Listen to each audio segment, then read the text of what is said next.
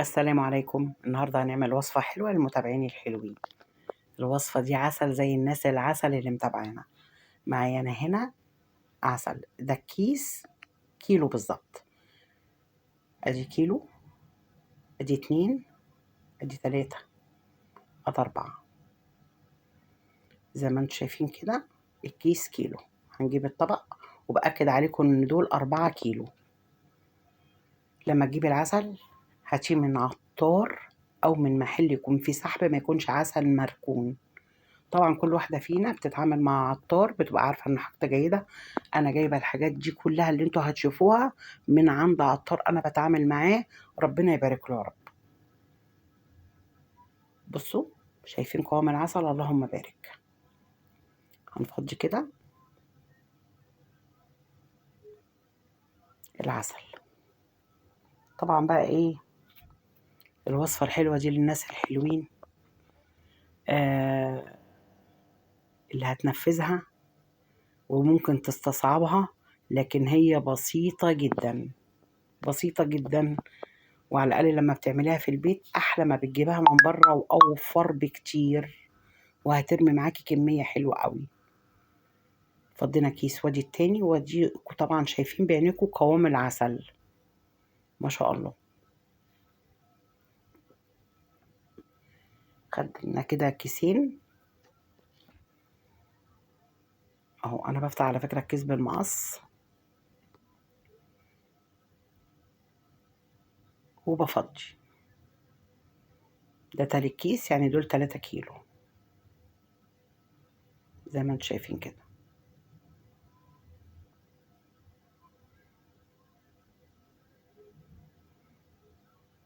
ده تالت كيس. لو انت هتجيبي بقى العسل اللي هو البرطمانات والعلب ده، يعني هتقولي بقى دي غرامة كبيرة بجد. لكن كيلو العسل السايب لما تكوني ضامنة ان هو من حد كويس وعنده ضمير وعسله حلو، بتكوني عن تجربة يعني معاه او منتجاته حلوة، بيبقى كيلو كيلو اهو. كده احنا خدنا ال4 كيلو عسل كلهم. هنشيل بقى الكيس كده وهنركن العسل على جنب، وتعالوا شوفوا انا هوريكم ايه بعد العسل ده. معايا هنا الحاجات ديت برضو من نفس العطار. ده بقى ايه تفتكروا؟ ده ايه؟ ده حبة خضراء. احنا النهاردة هنعمل مفتقة. انا جايبة كل حاجة جهزتها في البيت على ايديا، ما جبتش حاجات مطحونة. دي الحبة الخضراء اهي. انا كان ممكن افضي في الطبق، بس انا بوريكم الحاجة زي ما انا جايباها في اكياس، ولكن انا كنت طلعتها ونقيتها وكل حاجة رجعتها في كيسها تاني. دي الحبة الخضراء بتتباع ساعات عند عطارين، ممكن في منها مطحونة. طب وانا ليه اجيبها مطحونة؟ طب ما انا اطحنها. لان المطحونة بتلاقيها وهي مطحونة كده زي النشارة، وبيبقوا مدينها لون اخضر قوي. وده صمغ عربي بيتباع منه مطحون، بس انا ما حبيتش اجيبه برضو مطحون. انا جبته كده صحي زي ما انتم شايفين اهو. تحس ان هو شبه اللبان الذكر، تحس انه فاتح وغامق وبيضوي كده، لونه بيضوي. دوت انا دقيت منه بإيد حديد كده في الهون لحد ما نعمته كده بودرة خالص. أنا محتاجة بس معلقتين على 4 كيلو عسل. تمام أهو. هو ده هو ده. بس أنا إيه، مش هيجي معاكي في المطحنة، هيعذبك. فدقي بإيد حديد كده لحد ما تنعميه زي البودرة كده. وكده خلاص. إحنا وشوفنا الحبة الخضراء وشوفنا الصمغ العربي، ودي حبة البركة. يا رب كده يجعل حياتنا كلها بركة. طبعا أنا نقيتها ورجعتها برضو في الكيس. كان كل اللي انا هوريه لكم دوت انا سرشت عليه كده، بصيت عليه يعني بمعنى اصح، ولو في اي حاجه انا نقيتها لان الحاجات دي بتتباع سايبه. تمام. وحطيتها في الكيس تاني لحد ما اجي انفذ الفيديو بتاع النهارده. ودوت اللي انا وريت لكم وحطيته شمر، وده ينسون، وده دي كراويه. طبعا احنا عارفين الكراويه بتشرب، كبار وصغيرين بيشربوها للمغص ووجع البطن، واليانسون مهدئ للاعصاب وللاحوال الصوتيه، الاحبال الصوتيه. والشمر كذلك، يعني كل الحاجات دي بتتشرب، اللي هي شمر، ينسون، كراوية. كل الحاجات دي انا نقيتها ورجعتها كنت في الكيس تاني، وقفلت عليها وبفتحها معاكم زي ما انتم شايفين كده اهو.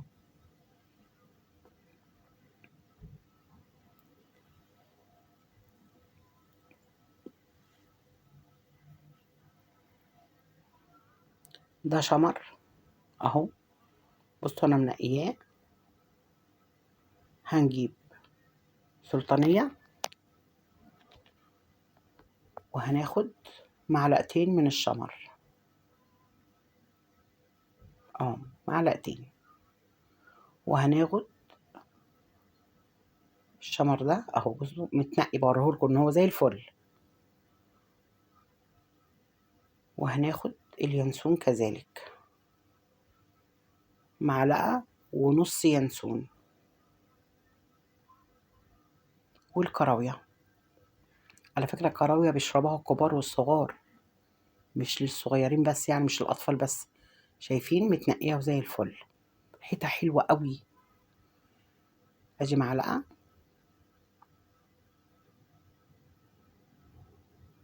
والتانية، خدت زي ما انتوا شايفين كده المقدار اللي انا خدته. وهنيجي هنا بقى ايه، هناخد حبة البركة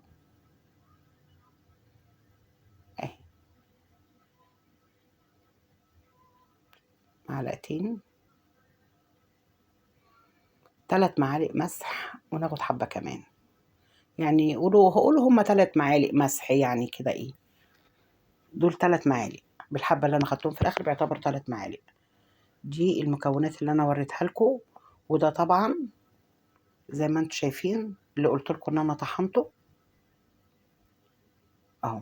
دول هاخد منهم معلقتين. تعالوا بقى نجهز الحاجة بتاعتنا.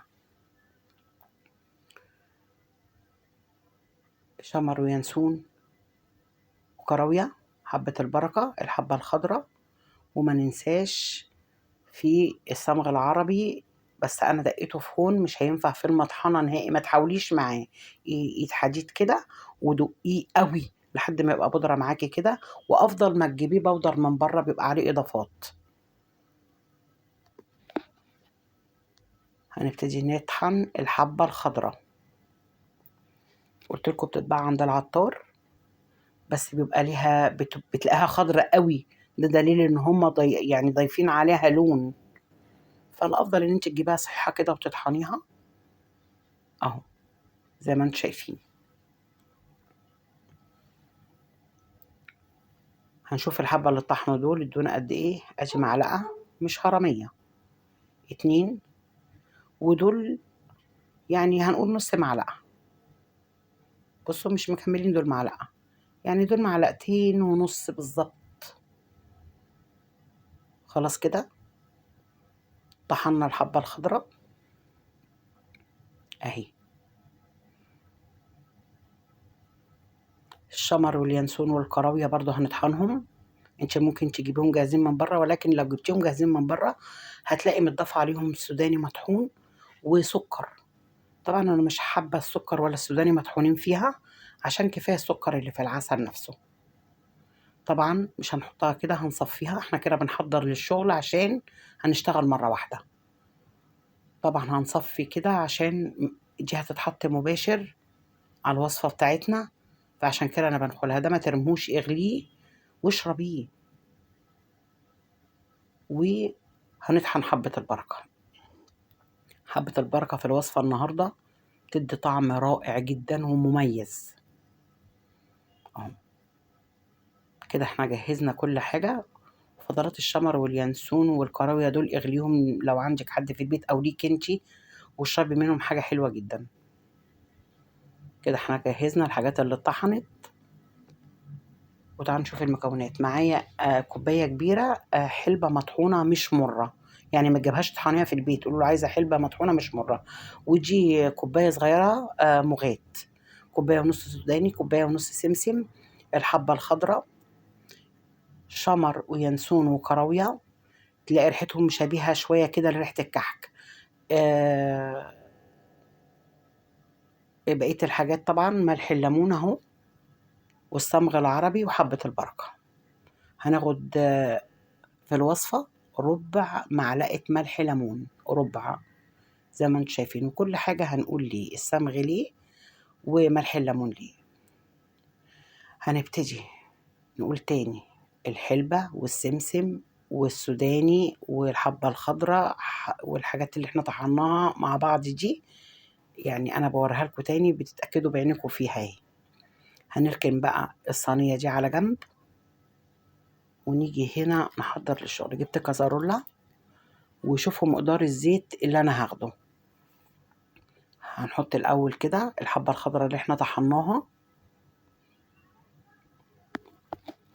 هنشوف هناخد كميه زيت على قد ايه. هتقولي لي يا هلا انت بتطحني ليه ما تجيبي جاهز؟ لا، كده احلى، كده احلى وانضف واجمل، وبتديكي نتيجه جميله جدا. هناخد كده الكوبايه الكبيره دي هناخد نصها زيت، هنحطه على الحبه الخضراء اللي احنا طحناها،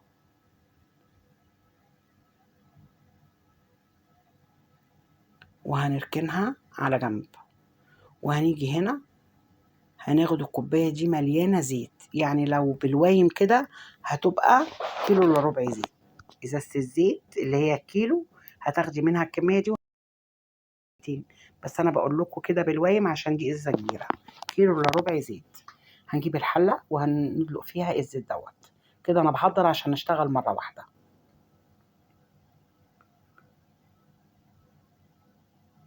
الحبه الخضراء والزيت اللي في الحله، ويلا نطلع على البوتاجاز. هنقول بسم الله، وحطيت الحبه الخضراء على عين البوتاجاز كده، اديتها لفتين كده عشان هي مش مستحب ان انت تنزليها سخنه، او ركنتها على جنب. هنيجي هنا هنقول بسم الله ونزلنا بالحلبه. طبعا قولي له الحلبه ما تكونش مره، عشان انا هعمل ايه؟ هعمل مفتقه. ونزلت بكوبايه المغات الصغيره، يعني هنقول ان دول كوبايتين حلبه بمعيار كوبايه المغات، وكوبايه المغات دي الا معلقتين. وهنقلب حلو قوي زي ما انتم شايفين كده، هتشمي احلى روايح. اول حاجه هنا هننزل بمعلقتين الصمغ العربي اللي انا قلت لكم طحنته، دول مسؤولين عن عمليه الربط بتاعت المفتقه. ربط المفتقه، العرق اللي انتوا بتشوفوه ده، عارفين العرق لما بتطلعه بالمعلقه كده تلاقيها بتمط معاكي؟ الصمغ العربي بقى ده مسؤول عن كده. هنقلب وهننزل بقى بالكراويه والشمر واليانسون مباشر، عشان كده انا قلت لكم ان انا عملتهم بمصفى ضيقه جدا. وهنا النار عاليه. هنبتدي ننزل بالعسل.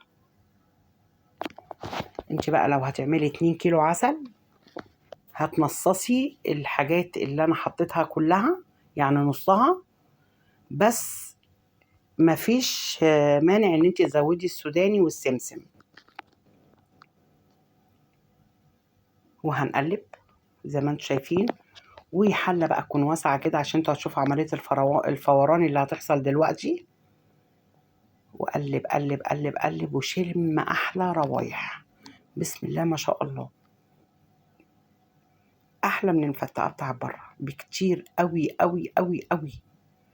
شايفين عمليه الغليان؟ انا نقلتها كده على العين الصغيره، والعين الصغيره عاليه.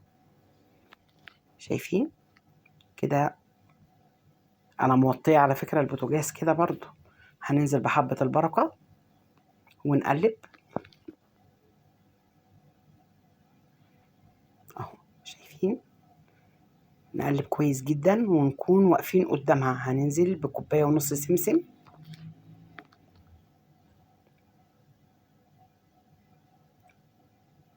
وهننزل بالسوداني.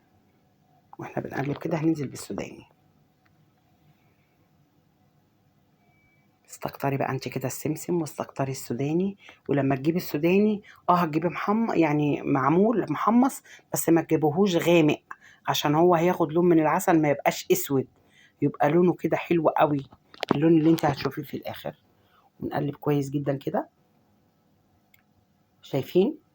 انا هنا عليت النار عشان دي اخر مرحلة. هي كلها على بعضها كده على النار هتاخد لها نص ساعة مش اكتر. والنار هتبقى زي ما بحكي معاكم كده ما بين عالي وواطي.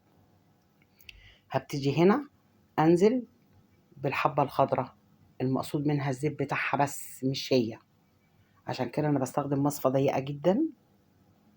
هنزل بكمية الزيت، يعني ده هنقول كيلو الا ربع زيت. شايفين؟ كيلو الا ربع زيت على ال4 كيلو عسل، وممكن لو 5 كيلو عسل كمان. الكمية دي اللي أنا عملتها كلها بكل محتوياتها ممكن تمشي على 5 كيلو عسل. ونزلت كده بزيت الحبة الخضراء، وطبعا شلت الباقي رميته، التفل بتاعها رميته. وهنا نزلت بربع معلقة ملح الليمون، وده مسؤول مادة للحفظ وإن العسل ما يفصلش، فاهميني؟ ما يفصلش وما يسكرش معاك، يعمل زي السكر كده. وقلب قلب بقى كده. يا سلام، أحلى روايح في البيوت المصرية زي ما انتم شايفين كده. تعالوا بقى اوريكم القوام بتاعها. انا ما استخدمتش طبعا فيها دقيق، في ناس بتحط فيها دقيق، لكن جربوا بقى الوصفة بطريقتي هتعجبكم جدا جدا جدا. شايفين انتوا القوام؟ انا هوريكم بقى القوام هيتقل ازاي وبدون دقيق اهو. اللهم بارك. شايفين القوام؟ قلنا ربع معلقة ملح الليمون عشان العسل ما يفصلش كده. انا هفتح عليها وبقلب كده. مطفيت البوتاجاز بقلب حلو قوي.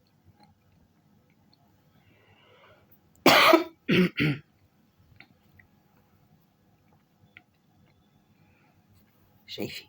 اللهم بارك. انا كده نزلتها. بصوا القوام دلوقتي، وشوفوا كمان شويه القوام. هي المفروض تتصب وهي بارده شويه، مش بارده قوي عشان تعرفي تتحكمي فيها. شايفين كده بردت، يعني ايدي ماسكه الحله مش بتلسعني اهو. اللهم بارك. القوام رائع جدا وكل مدى بيتقل. شايفين بقى لون السوداني؟ لو هتجيبيه محمص قوي هيبقى لونه داكن وشكله مش ظريف. وتزويد السمسم والسوداني فيها بيبقى طعمه رهيب، يعني ما تستقليش وتحطي قليل، لا زودي. انا لو عندي اكتر من كده كنت حطيت. احنا قلنا الكمية ديت كمية 4 كيلو. طبعا لميت العلب اللي في البيت كلها، حتى علبة النوتيلا دي انا كنت غسلاها وركناها اهي. بصوا زي الفل من جوه. والمفتقة ما تتسبش، تبرد خالص، يعني تبرد ان هي تبقى ساقعة هتغلبك عشان تصبيها. يعني بصوا انا ماسكة الحلة بايديا اهي، زي دمعة العين كده زي ما بيقولوا. الحلة انا ماسكاها بايديا، وكل ما تصبي قلبي عشان يتغرف معاها السوداني والسمسم. لان انت كل ما هتلاحظي هتلاقي انت هتحسي ان السوداني والسمسم فوق. لا، قلبي. بصي، شايفين القوام؟ بسم الله ما شاء الله. شايفين المطة دي بقى المسؤول عنها الصمغ العربي اللي احنا حاطيناه. وانا بغرف كده حابة اقول لكم اولا كل سنة وانتم طيبين. وانا ما حبيتش بقى اخش في تحضيرات رمضان وزي ما هم عاملين وصفة اللحوم والفراخ والكلام دوت اللي يعني ربنا يعافينا. يعني ايه، ما نحزنش اخواتنا في فلسطين والناس اللي ظروفها تعبانة. انا جايه لكم في الايام دي كده بوصفات بسيطة جدا ان شاء الله تنول اعجابكم وتنفذوها. بصوا كل ما باجي اغرف بقلب. دي بقى ممكن تعملي منها مشروع. شايفه العلبه اللي انا بغرفها دي؟ في علب منها اصغر حجما. شوفي بقى، احسبي بقى المكونات اللي انت جبتيها واحسبي تمن العلبة هتبيعها بكام. واي سوبر ماركت جنبك وزعي له شغلك هياخد منك طالما شغلك جيد وطالما بالجودة الجميلة دي. وما اروحها وما اجملها، وريحتها قلب البيت كله والله. ريحتها جاية للشارع بره مش في البيت بس.